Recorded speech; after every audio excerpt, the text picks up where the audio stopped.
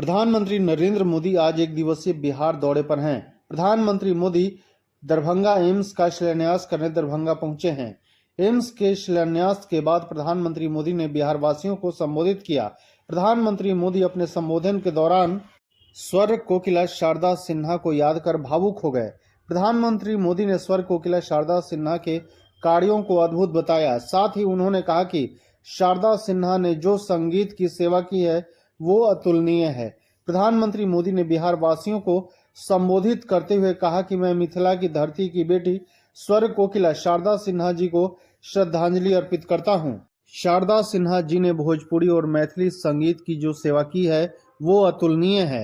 छठ महापर्व की महिमा को जिस तरह उन्होंने अपने गीतों से पूरी दुनिया में पहुंचाया वो अद्भुत है।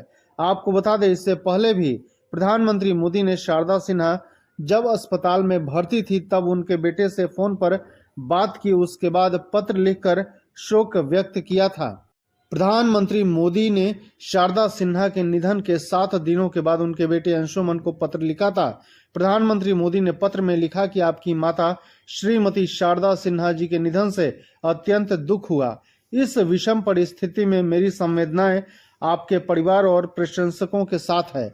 लोक परंपरा और जीवन के संस्कारों से जुड़ी अपने गीतों से शारदा सिन्हा जी ने हमारी संस्कृति को समृद्ध किया। मैथिली और भोजपुरी में अपनी सहज और खनकती आवाज में गाए लोक गीतों से उन्होंने जन जन के हृदय को छुआ। लोक गीतों के अलावा फिल्मों में भी उनकी आवाज की जादू ने अनगिनत संगीत प्रेमियों को मंत्रमुग्ध किया है।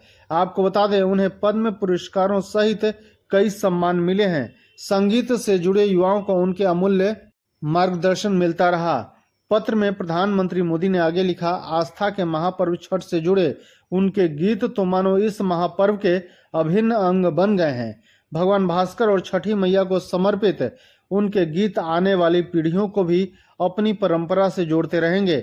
बिहार कोकिला की आधी सदी से भी लंबी संगीत की साधना कला जगत की एक अनमोल धरोहर है। उनका निधन संगीत जगत के लिए अपूरणीय क्षति है। सहज और सरल स्वभाव की धनी श्रीमती शारदा सिन्हा जी के साथ हुई स्नेहपूर्ण भेंट मुझे आज भी स्मरण है। आज वह सशरीर इस संसार में नहीं है, पर उनके द्वारा दी गई शिक्षा, संस्कार और जीवन मूल्य परिजनों के साथ हमेशा बने रहेंगे। ईश्वर आपके परिवार व शुभ चिंतकों को यह दुख सहन करने का धैर्य और साहस प्रदान करे। आपको बता दें, शारदा सिन्हा ने 5 नवंबर 2024 को छठ के नहाय खाए के दिन दुनिया को अलविदा कह दिया। शारदा सिन्हा लंबे समय से बीमार थी और कैंसर से जूझ रही थी। शारदा सिन्हा को राजकीय सम्मान के साथ अंतिम विदाई दी गई।